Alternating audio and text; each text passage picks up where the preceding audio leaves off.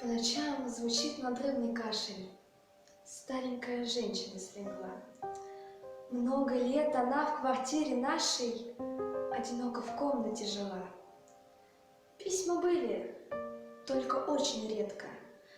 И тогда, не замечая нас, все ходила и шептала: «Детки, вам ко мне собраться бы хоть раз». Ваша мать согнулась, посидела.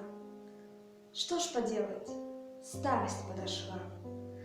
Как бы хорошо мы посидели рядышком у этого стола. Вы под этот стол пешком ходили, песни пели часто до зари. А теперь разъехались, уплыли. Вот поди же всех вас собери.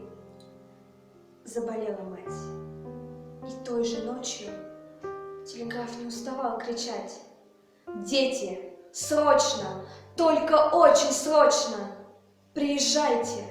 Заболела мать.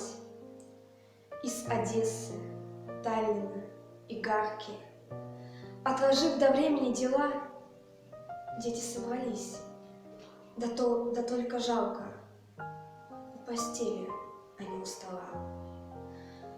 Гладили морщинистые руки мягкую серебряную прядь.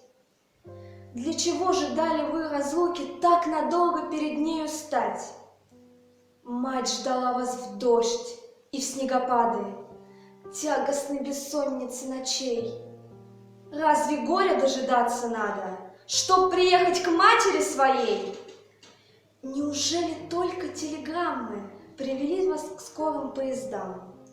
Слушайте, все, у кого есть мама, приезжайте к ней без телеграмм.